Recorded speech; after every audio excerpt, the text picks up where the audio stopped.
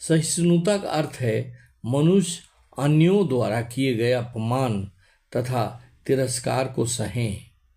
जो आध्यात्मिक ज्ञान की उन्नति करने में लगा रहता है उसे अन्यों के तिरस्कार तथा अपमान सहने पड़ते हैं। ऐसा इसलिए होता है क्योंकि यह भौतिक स्वभाव है।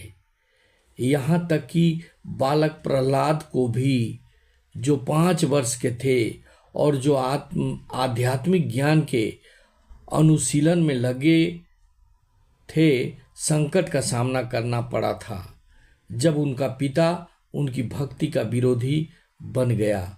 उनके पिता ने उन्हें मारने के अनेक प्रयत्न किए, किंतु प्रहलाद ने सहन कर लिया। अतएव आध्यात्मिक ज्ञान की उन्नति करते हुए अनेक अवरोध आ सकते हैं, लेकिन हमें सहिष्णु बनकर संकल्प पूर्वक प्रगति करते रहना चाहिए। सरलता का अर्थ है कि बिना किसी कूटनीति के मनुष्य इतना सरल हो कि अपने शत्रु तक से वास्तविक सत्य का उद्घाटन कर सके। आध्यात्मिक जीवन में प्रगति करने के लिए पवित्रता अनिवार्य है। पवित्रता 2 प्रकार की होती है, आंतरिक तथा बाह्य। बाह्य पवित्रता का अर्थ है स्नान करना, लेकिन आंतरिक पवित्रता के लिए निरंतर भगवान का चिंतन करना तथा भगवान का मंत्र को जपना। इस विधि से मन में से पूर्व कर्म की संचित धूल मिट जाती है। दृढ़ता का अर्थ है कि आध्यात्मिक जीवन में उन्नति करने के लिए मनुष्य दृढ़ संकल्प हो। ऐसे संकल्प के बिना मनुष्य ठोस प्रगति नहीं कर सकता। मिथ्या अहंकार मनुष्य के लिए बहुत घातक होता है। इस शरीर को आत्मा मानना एक बहुत बड़ा अहंकार है। जब कोई यह जान जाता है कि वह शरीर नहीं अपितु आत्मा है, तो वह वास्तविक अहंकार को प्राप्त होता है। अहंकार तो रहता ही है, मिथ्या अहंकार आ जाने से वास्तविक अहंकार भी मंद पड़ने लगता है। मैं ही ब्रह्म हूं, मैं ही आत्मा हूं, मैं ही सब कुछ हूं, यह सोचना भयंकर भूल है। भाव को मिथ्या शरीर के लिए प्रयुक्त किया जाता है तो वह मिथ्या अहंकार होता है। जब इस आत्म भाव को वास्तविकता के लिए प्रयुक्त किया जाता है तो वह वास्तविक अहंकार होता है। ऐसे कुछ लोगों का कहना है कि हमें अपना अहंकार त्यागना चाहिए, लेकिन हम अपने अहंकार को कैसे त्यागें, क्योंकि अहंकार का अर्थ है स्वरूप। लेकिन हमें मिथ्या देहात्मक बुद्धि का त्याग करना ही होगा। जन्म, मृत्यु, बुढ़ापा, व्याधि को स्वीकार करने के कष्ट को समझना चाहिए। वैदिक ग्रंथों में जन्म के अनेक वृत्तांत हैं। श्रीमद् भागवत में जन्म से पूर्व की स्थिति, माता के गर्भ में बालक के निवास, उसके कष्ट आदि का वर्णन किया गया है। यह भली भांति समझ लेना चाहिए कि जन्म बहुत कष्टपूर्ण है।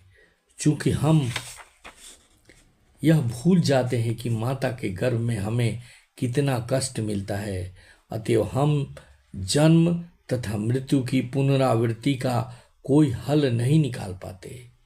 इसी प्रकार मृत्यु के समय भी सभी प्रकार के कष्ट मिलते हैं, जिसका उल्लेख प्रामाणिक शास्त्रों में हुआ है। इनकी विवेचना की जानी चाहिए। जहाँ तक रोग तथा वृद्धावस्था का प्रश्न है, सबों को इनका व्यवहारिक अनुभव है। कोई भी रोगग्रस्त नहीं होना चाहता, कोई भी बूढ़ा नहीं होना चाहता, लेकिन उनसे बचा ही नहीं जा सकता। जब तक हम जन्म, मृत्यु, जरा तथा व्याधि के दुखों को देखते हुए इस भौतिक जीवन के प्रति निराशावादी दृष्टिकोण नहीं बना पाते, तब तक आध्यात्मिक जीवन में प्रगति करने के लिए कोई प्रोत्साहन नहीं रह जाता। इस बात को हमें समझना चाहिए कि ये जन्म मृत्यु जरा व्याधि ये सब अनिवार्य चीज हैं जो हमारे शरीर में आएंगे ही। उसके प्रति हमें ध्यान नहीं देना और प्रभु के प्रति ध्यान लगाना ये अनिवार्य है। अगर हम ऐसा करते हैं तो इन सारी कष्टों के संबंध में कभी भी हम सोचने का प्रयास ही नहीं करेंगे, क्योंकि यह तो होना ही है। उसके विषय में हमें सोचकर क्यों दुखित होना।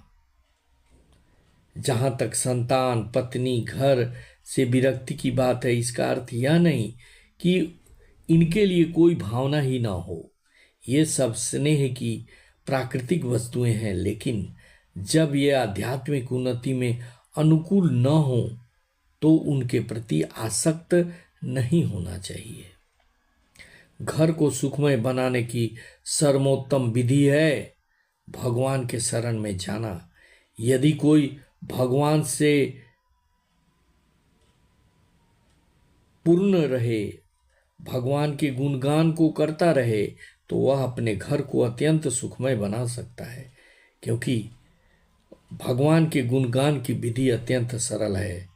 इसमें भगवान का नाम लेना, भगवान का कीर्तन भजन करना, यह सब कुछ आता है।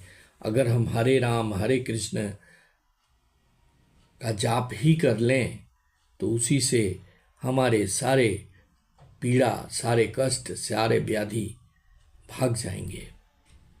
हमें सिर्फ भगवान का ध्यान करना चाहिए और किसी का ध्यान करने की आवश्यकता नहीं है। भाइयों, अगर यह वीडियो अच्छा लगे तो इसे सब्सक्राइब करिएगा, शेयर करेंगे और लाइक करेंगे। Thank you very much. जय हिंद, वंदे मातरम।